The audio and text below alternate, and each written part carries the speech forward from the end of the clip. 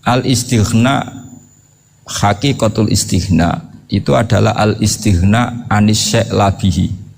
Jadi pemenuhan kebutuhan yang sebenarnya adalah kita berusaha menghindari sebanyak mungkin kebutuhan yang sekunder, yang enggak penting. Bukan memenuhi semua yang kita inginkan. Jadi misalnya begini ya, kalau kita lapar, itu keinginan kita itu makan enak apa asal makan? Tentu jawabannya asal makan yang sehat. Tapi kalau nuruti nafsu kita, makannya yang enak, teman makan ya enak, terus di warung yang favorit.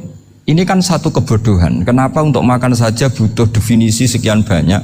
Yang kita harus kecewa, warung favoritnya bisa sudah tutup, atau kita ke sana harus macet, ribet. Yang benar-benar arif dan bijaksana itu adalah al-istighna anisya. Sesuatu yang tidak mendesak itu jangan jadikan kebutuhan. Sehingga kalau kita puasa misalnya, semua makanan itu enak karena kita sangat lapar. Sehingga Abul Qasim Al-Junaidi ketika ditanya, ma'idamu to'am, lauk makanan itu apa? Jawabannya lucu, alju, lapar. Kalau kamu lapar ya semuanya enak. Ini sudah mulai hilang. Kita bilang makan enak itu ya sate, ya gulai, ya pizza yang kita senang. Akhirnya apa? Untuk nikmatnya Allah itu kita jadi ribet. Apalagi yang orang-orang fasik harus ditemani perempuan yang tidak halal misalnya, atau harus ada ajudan, ribet. Nah pertanyaannya, orang yang ribet sama yang nggak ribet itu pinter mana? Pinter yang nggak ribet. Nah ini kearifan-kearifan yang mulai hilang. Lalu siapa yang bisa mewarisi itu? Ya ulama. Jadi ulama itu cara berpikir sebenarnya simple. Makanya mereka sering kalau tahajud itu, di antara makalah Sayyidina Ali paling terkenal dan yang menjadikan beliau punya derajat yang luar biasa itu adalah kafani izzan antakuna li robban wa kafani fakhron an akuna laka abdan. Ya Allah, saya ini sudah begitu mulia, begitu terhormat dan sangat-sangat terhormat karena yang menjadi Tuhan itu Engkau. Jadi rumus pertama itu karena menjadi Tuhan itu Engkau. Hanya Tuhan yang abadi, Tuhan yang pertama, hanya Tuhan yang al-awwal. Coba ya Allah, kalau saya ini punya Tuhan Fir'aun, punya Tuhan mati jadi tontonan lagi, itu kerennya di mana coba? Andai kan kita punya Tuhan Fir'aun, atau punya Tuhan yang asal usulnya manusia, apapun hebatnya manusia itu, kita punya Tuhan manusia itu. Tuhan yang lapar, yang kalau nggak makan mungkin pingsan, mungkin bisa kena COVID, nanti Tuhannya diisolasi. Kayak apa? Makanya ketika Tuhan Allah menyindir ketuhanan selain Allah itu, Allah hanya menyindir dengan kalimat sederhana, kana yakulanit to'am, yang kamu tuhankan itu masih makan. Hanya kalau nggak makan ya lemes. Jadi lama-lama ada orang gini, alhamdulillah tadi Tuhan mampir ke saya, kelihatannya lapar, setelah tak kasih makan sehat lagi. Susah nggak punya Tuhan yang seperti itu. Beda dengan Tuhan kita. Tuhan yang nggak butuh makan, nggak butuh minum, al-qayyum, zat yang berdiri sendiri tanpa butuh yang lain, al-awwal. Sebelum ada langit bumi sudah ada Tuhan kita yaitu Allah. Bandingkan dengan Tuhan-Tuhan yang dipertuhan yang lain, yang adanya setelah bumi, misalnya Fir'aun dan sebagainya. Sehingga Sayyidina Ali pertama jadi kebanggaan apa? Kafani izzan antakuna li robban. Saya ini keren betul karena punya Tuhan yaitu Engkau. Tuhan yang lahul asma'ul husna, Tuhan yang semuanya punya kebaikan, punya keabadian, punya keagungan. Terus wa kafani fakhron an akuna laka abdan, dan saya bangga sekali karena saya menjadi hambamu. Kalau saya jadi hambanya Pak Rektor ribet kan, sudah tak hormati ternyata nanti tidak rektor, ya kan ribet kan. Terus pokoknya ribet, jadi budaknya manusia itu ribet. Makanya ada seorang wali datang ke temannya yang jadi presiden atau jadi raja. Datang ke situ karena tidak punya uang, mau minta uang karena temannya raja. Setelah sampai sana ternyata temannya ini karena orang soleh pas berdoa, ya Allah saya minta ini, minta ini, minta ini. Terus si wali tadi pulang. Tanya, kenapa kamu pulang? Ternyata dia sama, masih minta-minta kayak saya. Jadi sederhana dia. Sama-sama minta kamu, minta zat yang kamu mintain katanya. Jadi dulu itu orang itu sebegitu dekat dengan Allah. Sehingga si raja ini terus ketemu wali tadi tanya, kenapa kamu menyepelekan saya padahal sekarang saya raja. Terus ditanya sama wali tadi, karena temannya, Kalau kamu di padang pasir tidak bisa minum dan harus minum 1 gelas, dengan ongkos kamu harus mengasihkan semua kerajaan kamu demi minuman itu. Pilih mana, minuman apa tetap jadi raja? Ya saya milih bisa minum. Saya tidak raja tetap hidup, tapi kalau nggak minum mati. Bagaimana Anda bangga dengan satu kerajaan sing la yusawi kak samain, yang tidak sama dengan segelas air. Jadi artinya terus mereka melihat jadi raja itu ya biasa, jadi presiden biasa, jadi rektor biasa. Karena mereka biasa berlogika hakikatul izzah itu ya taqarrub ila Allah, yang benar-benar terhormat itu ya dekat dengan Allah. Begitu seterusnya mereka bikin paradok-paradok yang aneh, tapi itu menjadi pelajaran. Bapak saya Ki Nur Salim itu senang baca anekdot Nasiruddin Koja. Itu kalau bikin orang-orang aneh, itu dia datang ke satu pesta pakai baju lusuh, pakai sarung lusuh atau celana lusuh, sama Sohibul Bait yang punya acara dibiarin. Setelah dibiarin dia pulang pakai jas, pakai dasi, pokoknya keren, dihormatin, pakai alpat, pokoknya dihormatin, silakan. Pas dia disuruh minum, minumannya itu disokkan saja ke sakunya. Jas, kamu harus minum yang banyak karena kamu yang dihormati, bukan saya. Terus makanan ya semuanya diletakkan di saku, ada nggak apa, ayo kamu makan yang banyak. Alpatnya juga gitu, dikasih sate apa, ayo kamu makan yang banyak. Mereka tidak melihat saya, melihat kamu. Akhirnya orang satu pesta itu istighfar semua, berarti kita ini salah. Terus dia pidato, kenapa kamu uang gitu? Tadi saya datang, orangnya sama. Gara-gara beda pakaian, penghormatannya beda. Berarti yang berhak dapat makanan ini jasa ya, bukan saya. Betapa naifnya kita sebagai orang. Ternyata kita masih hormat sesuatu yang seperti itu, yang atribut lah. Jadi orang-orang sufi itu orang yang bisa menertawakan dunia. Akhirnya ya, pertama dia dianggap orang gila, masa jas dikasih makan, dikasih minum. Tapi secara fikih dia benar, haram dia makan. Karena pas dia datang dibiarin, setelah pakai jas dikasih makan. Berarti hakikat yang dapat rezeki siapa? Jasnya apa orangnya? Jasnya apa orangnya? Jasnya. Jadi itu orang-orang sufi, kearifan orang-orang dulu itu bisa ngelola hal-hal yang keseharian menjadi luar biasa.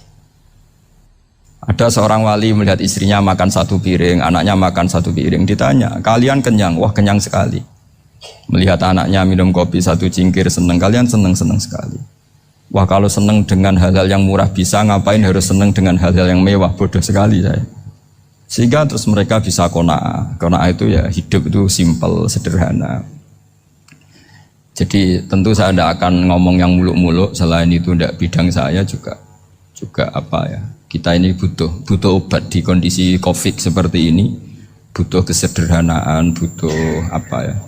Istighna tadi. Kita harus istighna billah an ghairillah. Jadi sudah cukup bahwa Allah ini segalanya. Sehingga tadi saya dengarin himnenya Unisula, yang paling saya kagum adalah dimulai dengan kalimat-kalimat thayyibah.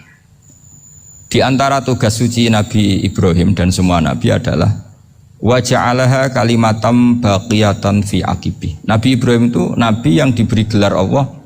Dia adalah Nabi yang menjadikan kalimat tauhid itu kalimat yang abadi. Fi akibih, di anak turunnya, di semua generasinya, baik anak turun karena gen maupun karena pembinaan, karena pendidikan. Ini penting sekali saya utarakan karena apa? Satu kehidupan itu sebenarnya digerakkan oleh kata-kata, oleh moto kalau oleh bahasa modern. Sehingga banyak ulama mengatakan al-ibarat kutun li'ailatil mustami'in, bahwa redaksi atau moto atau pegangan hidup itu penggerak kehidupan. Sehingga sebetulnya manusia itu digerakkan oleh kalimah-kalimah itu, oleh moto-moto itu, oleh prinsip-prinsip hidup itu. Misalnya orang Palestina itu tiap hari ke pasar gitu. Mereka ke laut gitu. Ditanya, kenapa tidak takut tembak Israel? Jawabannya lucu. Kena tembak ya mati, nggak makan ya mati. Nggak kerja ya mati. Ya sudah, sama-sama mati ya mendingan aktivitas normal. Tapi saya tidak menyarankan itu untuk melawan Covid. Ini cerita saja. Kamu jangan provokator itu. Karena ini wilayah sensitif. Jadi banyak orang yang poligami. Kalau ditanya alasannya gitu, istri 1 ya cerewet, 2 ya cerewet, mendingan 4. Ya banyak ya gitu. Tapi ada yang kebalikan, istri satu cerewet saja hampir jantungan, apalagi 4 tinggal matinya kan gitu. Itu semua yang menggerakkan itu kalimat. Kalimat itu satu pegangan. Banyak orang loh yang nggak ingin jadi rektor tuh banyak loh Pak Bejo. Jangan kira semua dosen ingin jadi rektor. Melihat rektor sibuk rapat mempertahankan reputasi Unisula terus sering pegang kepala. Ngapain repot-repot? Jadi tukang sapu aja dapat gaji, ngopi, rokokan, selesai. Bodoh amat jadi rektor, mikir orang banyak. Banyak loh orang yang nggak ingin jadi presiden tuh banyak. Karena ngopi nyaman, nggak ada yang ganggu. Mau tidur sampai jam 9 siang juga nggak ada yang ganggu. Sehingga mereka melihat pegawai negeri itu gak keren, orang kok diatur jam, disiplin. Itu memang cara Allah membagi rahmat. Mau kamu apakan coba? Cara syukurnya dia seperti itu. Bapak saya dulu tuh sering ngajarin saya, diajak jalan-jalan pagi-pagi. Melihat orang ngopi, makan uduk itu bapak seneng. Kok enak jadi wong awam. Ngene esuk-esuk nyemak bocah kesel kabeh kono enak ngopi rokokan. Bapak kadang iri sama orang awam itu iri. Sudah gitu berharap masuk surga kan enak sudah gitu. Tahu-tahu mati, tidak tahu ke surga apa ke neraka ya tidak tahu. Jadi nah orang dulu itu orang yang bisa mensederhanakan dunia. Sehingga ya sudah cara bahagia. Makanya saya alhamdulillah saya ini kerjasama sama UII sama beberapa kampus. Memang amdan itu sengaja. Kampus itu ya punya sistem yang nggak bisa mewakili sistem kiai. Kiai juga punya sistem yang nggak terwakili oleh kampus juga sebaliknya saling melengkapi. Saya sering ketemu rektor UII, rektor kampus-kampus Islam. Mereka cerita, Gus pendidikan pondok harusnya dimodernkan gini-gini. Saya bilang, kalau pondok modern kayak kampus itu nanti saya ketemu Allah tidak bisa jawab. Kenapa Gus? Saya beri contoh gini. Kalau misalnya perempuan perawan lah atau apa saja namanya perempuan mau tanya tentang menstruasi atau haid. Kalau semuanya sistem kampus dia harus kuliah dulu. Registrasi dulu, kuliah dulu, bayar dulu dan dapat jawabannya nunggu mata kuliah pas itu. Bandingkan kalau sistem pondok, saya tuh sering ke pasar sama anak saya dicegat sama ibu-ibu. Gus, anak saya ngalami gini-gini, keluar darah terus menerus, nggak 6 hari tapi 1 bulan penuh. Itu hukumnya apa Gus ya? Nanti saya mau sowan ke jenengan. Nggak usah sowan di sini aja. Ya sudah, sebelum mengeluarkan darah yang rutin seperti itu biasanya haidnya berapa hari? 6 hari ya sudah ikut yang 6 hari, yang lainnya istighatsah. Ngoten tok Gus, ya udah ya. Begitu terus di masalah udhiyah. Ya coba kalau semuanya pakai sistem kampus, daftar dulu, bayar dulu. Jadi ini nggak ada jawabannya, nunggu mata kuliah itu baru dapat jawaban. Itu biasa nggak sholat bertahun-tahun karena belum ada jawaban tentang itu. Nah itu kalau misalnya orang mati, tahunya cara apa memulasara jenazah itu nunggu kuliah dulu, pas mata pelajaran itu dulu, baru menangani orang mati. Berarti orang mati itu tergeledak semua. Tapi kalau kiai kan enggak. Kesini orang mati terbakar, kalau dimandiin malah badannya copot-copot, itu gimana hukumnya? Ini ada orang mati Gus Kendat, ini disolati apa enggak? Ada orang mati apa itu oplosan ya kan? Itu disolati enggak? So sering ditanya gitu. Gak usah registrasi Pak Rektor, gak usah registrasi, gak usah daftar, gak usah seminar. Makanya kalau orang kampus wani kiai itu ya kualat tenan itu, karena ini yang on time. Tapi pondok seperti saya ya ikrar seikrar-ikrarnya. Pentingnya kampus karena melatih efisiensi waktu, disiplin, tata kelola manajemen sehingga kita ya hormat. Tapi tadi kita harus saling melengkapi sehingga saya tunjukkan ke publik bahwa saya hormat sekali sama polisi, sama tentara. Coba kita bisa apa ngadepi bandar narkoba kalau enggak polisi? Bisa apa coba menjaga NKRI kalau enggak tentara? Begitu juga ya sudahlah kita memang fa inna yadallahi ma'al jamaah, kita berkah itu kalau bersama-sama, tidak bisa kita sendiri. Nah lalu orang kayak saya itu ya beberapa kali sebetulnya saya itu ditawanin jadi doktor honoris causa apa. Kekhawatiran saya satu Pak Bejo, takut pas gak punya uang. Itu dokter gak ada duit kan gak pantas gitu. Jadi repot gitu, daripada beban lah sudah lah, gak usah dokter. Jadi kalau gak punya uang ya pantas, terus kalau ngebis ya pantas. Suatu saat kalau mati gak ada yang hadir ya pantas, enggak dokter gitu. Kalau sudah dokter kok masuk neraka, kayaknya apalagi rektor kampus Islam kok masuk neraka itu kan Kok kayak agak pas itu. Misalnya rektor Unisiola ditanya Mungkar Nakir, nggak bisa kan kayak gimana gitu. Makanya harus sering ngaji saya supaya nggak malu di depan Mungkar Nakir. Masa rektor ditanya Mungkar Nakir nggak bisa. Harus berani bentak. Ini saya rektor loh Pak Mungkar Nakir. Masa kalau wali-wali dulu berani. Masyhur di cerita wali-wali ditanya Marabbuka manabuka. Saya ini guru tauhid. Kok kamu tanya Marabbuka manabuka yang ngelotok? Kamu tidak pernah ngaji, enak aja tanya. Jadi wali-wali itu ya rileks ngadepi mungkin. Saya akan rileks wali di Bang Pak Rektor. Saya yakin itu. Karena wali itu lebih dekat Allah.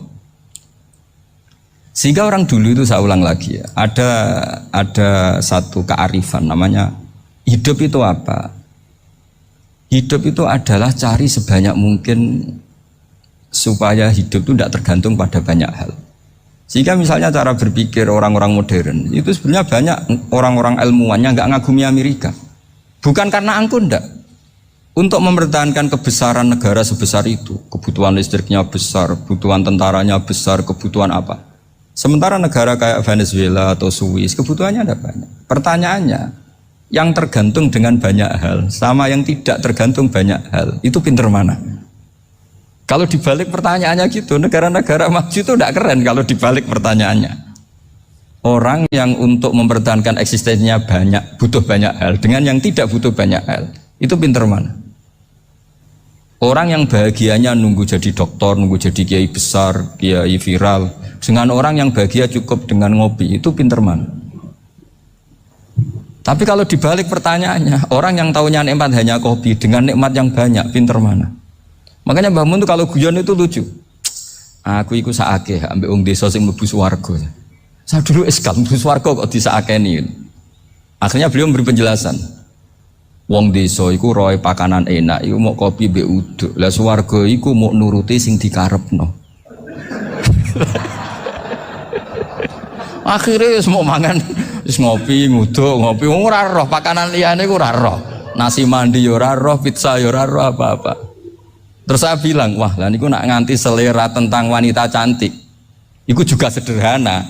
Rodok pesek ya wis cantik, rodok ireng ya wis. Apa bidadarinya seperti itu karena saking enggak pengalamannya. Jadi surga itu kan nuruti apa yang diinginkan. Kira-kira keinginan orang kampung kalau di surga itu apa coba? Makanan apa coba? Ya nak senengnya ketemel gemblong gitu. Artinya malaikat lebih suka nangani surganya orang-orang kampung timbang Pak Rektor. Ini sudah ribet ini. Makanan apa saja sudah harus dicoba ya. Terus kalau di mall tahu orang macam-macam, seleranya macam-macam pasti. Enak mana kalau sampai jadi malaikat pelayan surga? Suka ngelayani orang kampung apa yang orang kota? Orang kampung kan. Jadi ya itu guyon ya, guyon tapi itu menjadi pikiran kita bahwa orang yang banyak kebutuhan itu sebetulnya banyak kebodohannya karena menggantungkan kebahagiaannya dengan banyak hal. Makanya Imam Syafi'i ngendikan istighna itu apa? Al istighna anisya'i. Yang dikatakan kecukupan adalah berusaha sebanyak mungkin banyak hal tidak kamu butuhkan. Bukan memenuhi semua kebutuhan kamu karena nafsu kamu ini tidak ada batasnya gitu. Kalau kamu penuhin nggak akan selesai. Itu ada perempuan yang kurang cantik itu minta doa saya, Gus doain suami saya kaya, terus tak guyonin, terus nggak minta. Kalau suami kamu kaya, yang pertama dirubah itu apa? Rumah supaya rumah saya bagus. Kedua apa? Mobil supaya mobil saya bagus. Nanti yang dievaluasi itu kamu.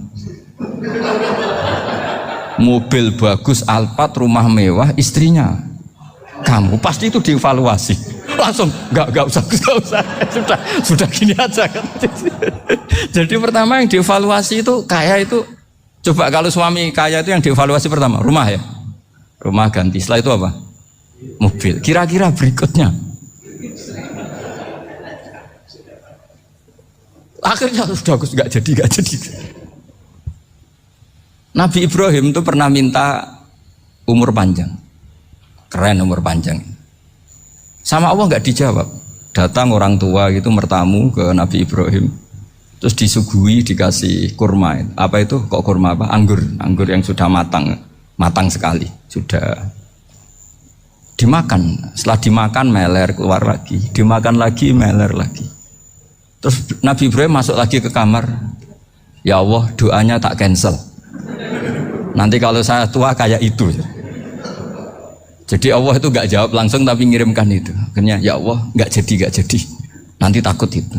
Saya pernah ngalami jadi kiai tadi, ada ibu-ibu ya gak pati cantik lah. Suaminya tuh miskin sekali.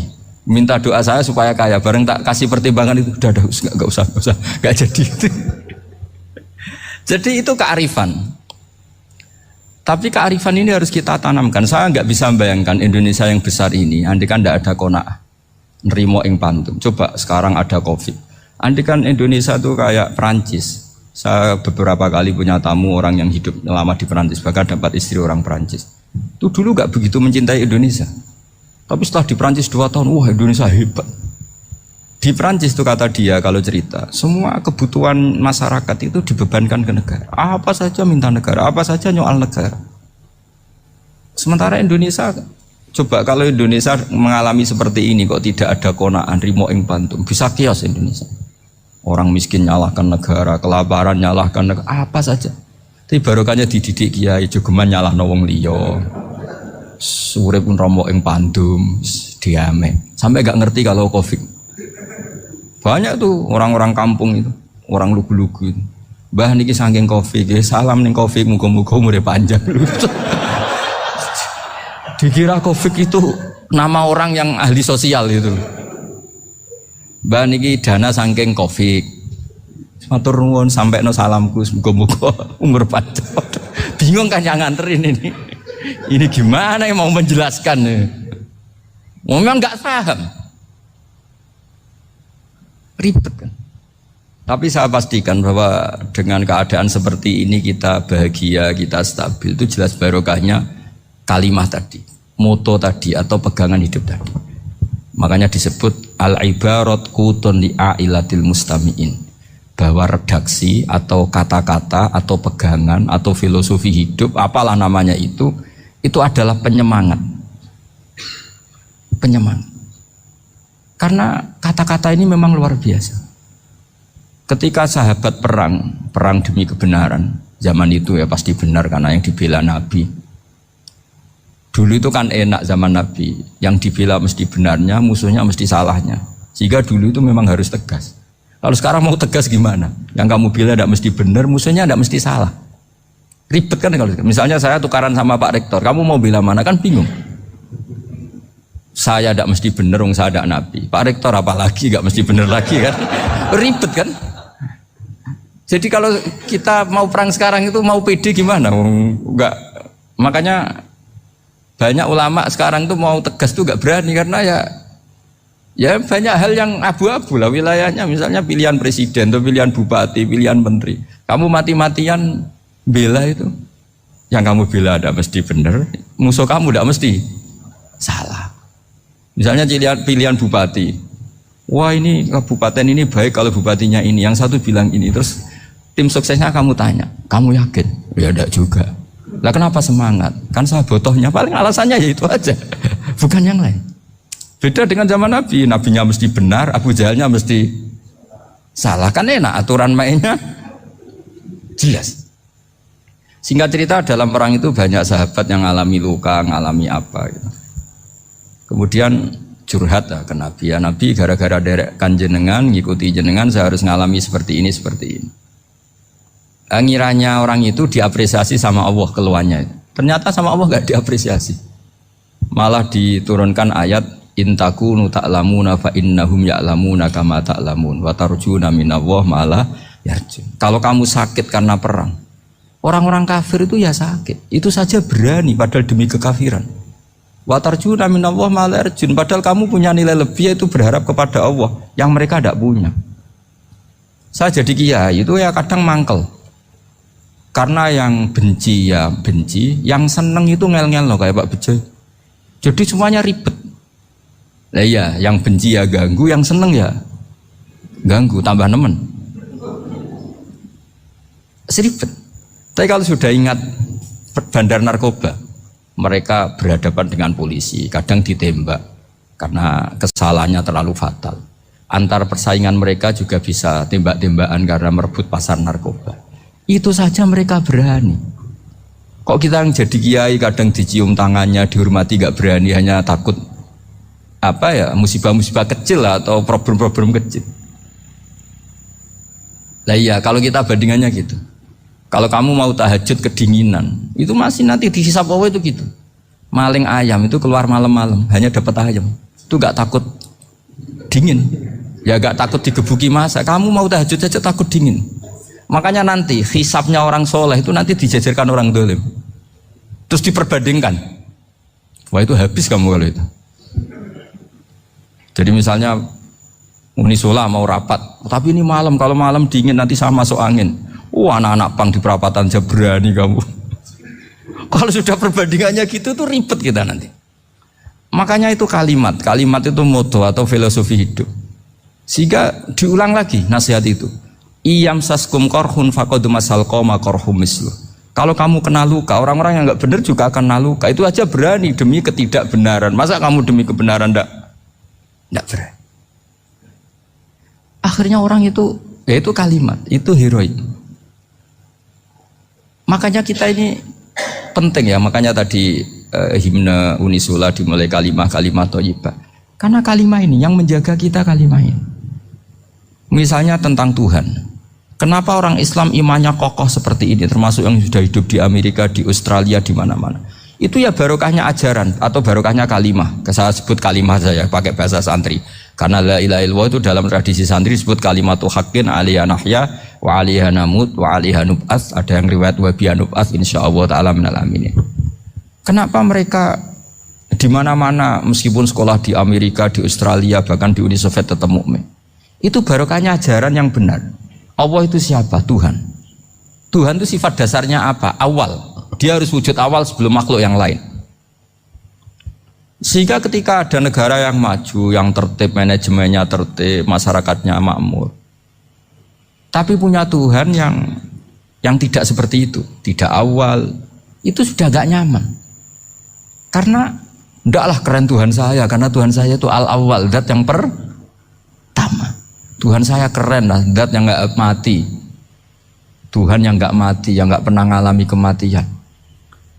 Sehingga tontonan atau yang dilihat kenikmatan-kenikmatan yang lain ini tidak mengubah dia pendirian tentang Tuhan. Karena mantapnya satu kalimat tadi, bahwa Tuhan itu ya harus satu, harus awal, harus tidak mati, tidak rusak, tidak ngalami apa-apa yang membahayakan.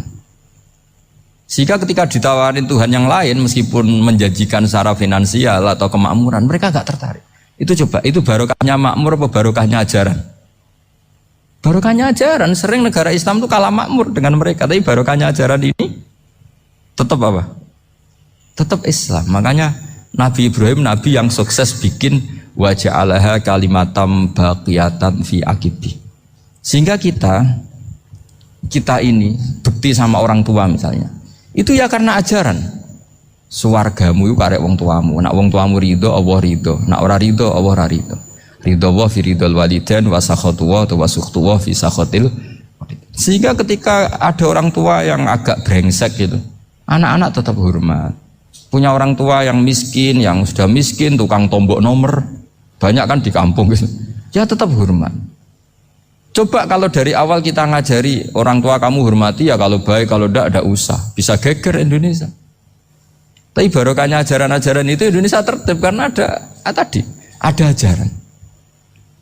Nah ini di sini pesantren dan Unisula semua harus berkontribusi membuat ajaran yang benar itu adalah ciri utama Islam. Sehingga Islam ini dimulai dengan ajaran kalimatu haqqin alaiha nahya wa alaiha namut. Sehingga kita tenang seperti ini. Saya ini termasuk kiai yang tenang. Meskipun kata orang banyak saya ini kiai besar, tapi termasuk kiai yang paling tenang. Termasuk yang paling tenang. Karena saya ini pakai mazhab orang-orang hebat.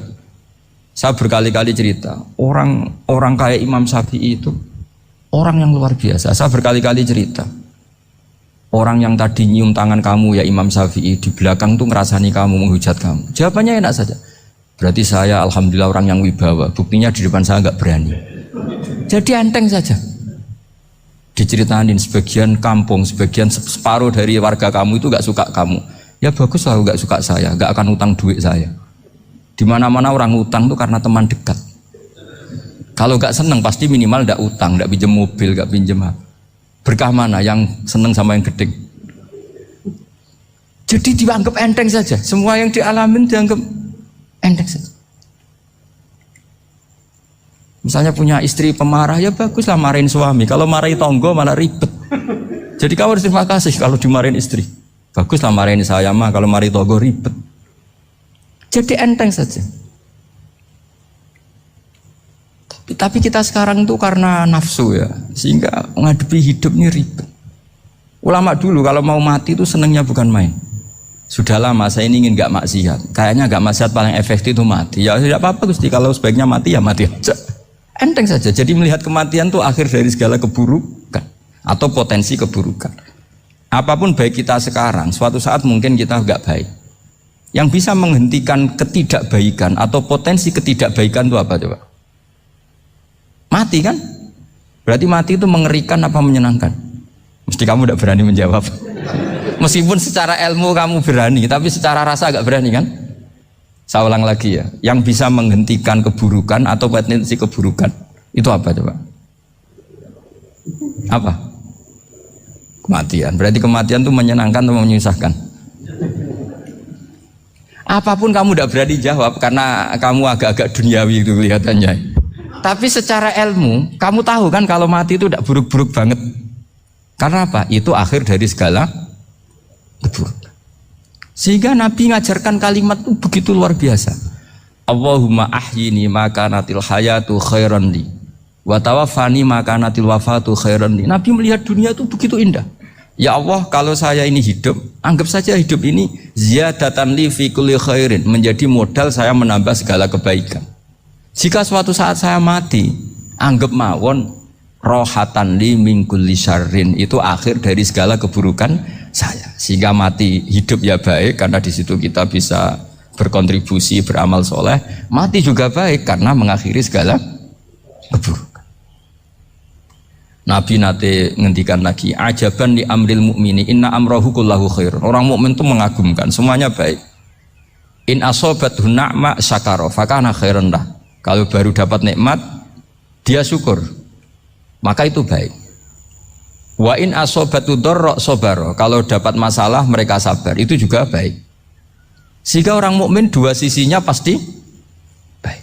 Itu juga kalimat, maksudnya moto atau pegangan hidup. Nah berikut ini saya beri contoh, ini kenangan saya, ini contoh terakhir. Masalah jadi orang terkenal maupun tidak. Di sini dicontohkan Imam Ghazali di halaman 367 di kitab saya 367, juznya 3 di kitab Ihya Ulumuddin. Di sini beliau cerita betapa untuk menjaga ikhlas sebaiknya orang itu tidak terkenal, tidak syuhrah, tidak terkenal. Oke, itu kita sepakat ya, karena kalau terkenal mungkin orang dipaksa publik dengan tanda kutip untuk selalu berbuat baik, tapi karena jaim lah, jaga image atau apa. Tapi ketika dibalik pertanyaannya, kamu rela yang terkenal itu orang nggak benar, sementara yang orang benar itu nggak terkenal. Lalu masyarakat taunya yang tidak benar. Kalau pertanyaannya dibalik gitu, orang baik wajib terkenal enggak? Kalau pertanyaannya dibalik seperti itu, dokter yang benar tidak terkenal, yang malpraktek terkenal. Kamu ingin kondisi seperti itu? Gak ingin kan? Kampus yang bagus gak terkenal, kampus yang bagus gak terkenal, yang gak bagus. Nah, artinya apa? Gara-gara olah kata, olah pikiran, ini logika jadi rubah. Lagi-lagi apa? Jawaban itu ada di kata-kata sebetulnya. Makanya bab-bab seperti ini tidak usahlah kita berdebat, berpolemik. Sebaiknya orang itu humul, menutup diri, apa sebaiknya orang terkenal, itu nggak perlu seperti itu. Sudah terserah Tuhan saja. Makanya saya mulai dulu ngaji sampai sekarang itu ya tidak punya punya ikon tertentu atau punya website tertentu, enggak.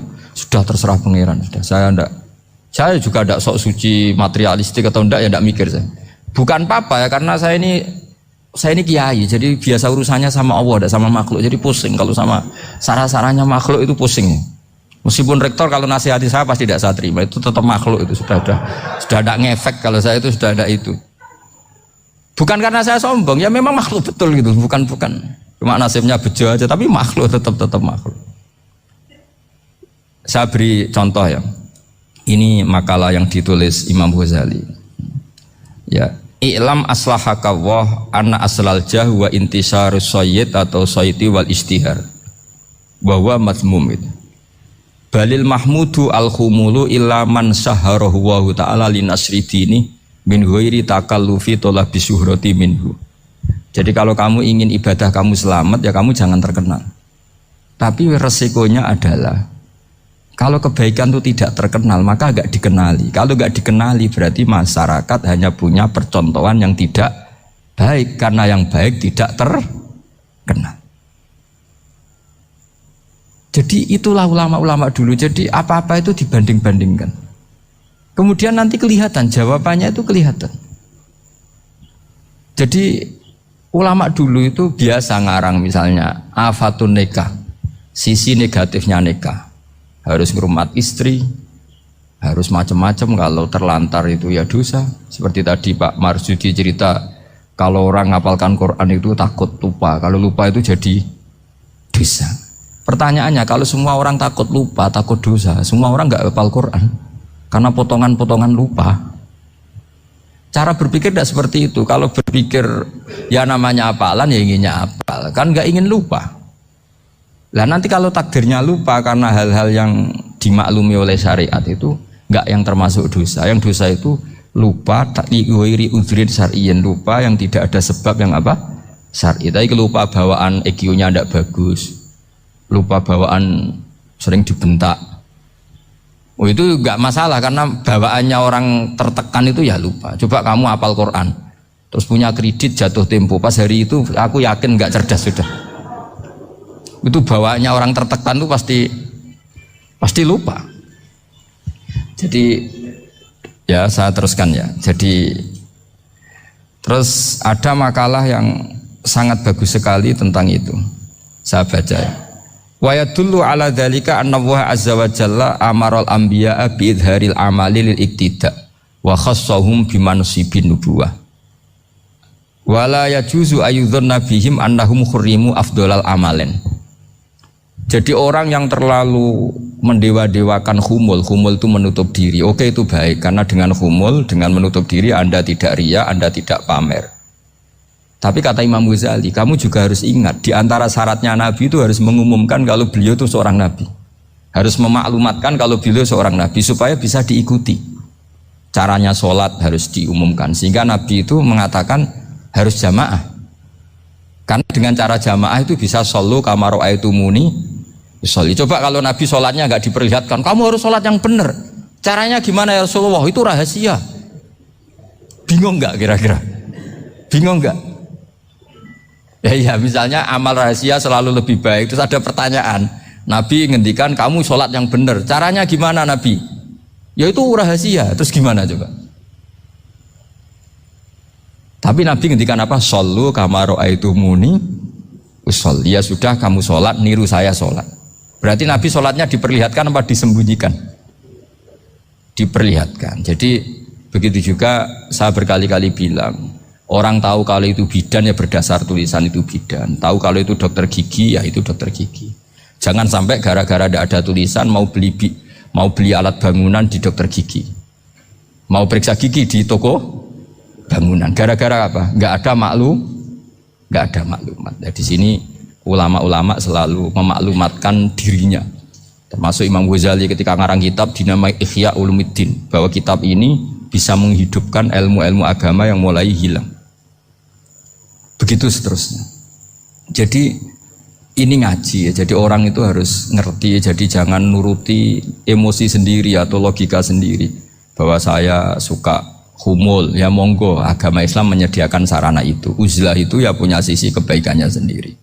Tapi syuhrah terkenal asal tidak nuruti nafsu juga punya sisi kebaikannya sendiri. Setidaknya umat ini punya satu master kebaikan yang mudah diakses. Tapi tadi saya ulang lagi, jangan karena hadun nafsi, jangan karena kepentingan pribadi. Makanya di sini disebutkan wa yadullu ala dzalika ay ala syuhrah anna wa ta'ala amaral anbiya bi idzharil amal lil iktida. Allah selalu memerintahkan para nabi kalau ngamal kebaikan ya harus dimunculkan supaya bisa ditiru. Yaitu tadi kita tidak bisa bayangkan kan kalau misalnya Nabi menyuruh kamu harus sholat yang benar, kemudian sholatnya Nabi sembunyi. Kalau ditanya, Nabi saya niru siapa? Wah itu rahasia, kamu nggak boleh lihat sholat saya saat takut tidak ikhlas. Ribet kan? Sehingga jamaah itu statusnya tetap harus. Nah bedanya harus ini ulama berpendapat harus yang apa? Fardu kifayah. Tapi fardu itu maknanya harus. Tapi bukan berarti kalau nggak jamaah sholatnya nggak sah, nggak. Tapi statusnya jamaah tetap apa? Harus. Nah barokahnya harus ini orang yang baru sholat, sholatnya langsung benar karena ada yang diikutin. Coba kalau mantan dukun baru sholat terus sholat sendiri, itu mesti mirip mantra itu. Karena dia tidak ada master percontohannya. Tapi barokahnya ada master, orang paling bodoh pun kalau sholat ya benar, karena standar ada komandonya, ada imamnya. Sehingga Imam Ahmad malah berpikir keras, syarat sahnya sholat itu harus jamaah. Cara pikirannya Imam Ahmad keras sekali beliau. Sehingga kalau orang sholat sendiri kok ada orang lain yang maunya berjamaah harus bayar, orang itu harus bayar demi sahnya sholat. Itu madzhabnya Imam Ahmad. Tapi kalau madzhab Syafi'i hanya mengatakan itu fardu kifayah, yang kalau satu komunitas gak mau melakukan semuanya apa? Dosa.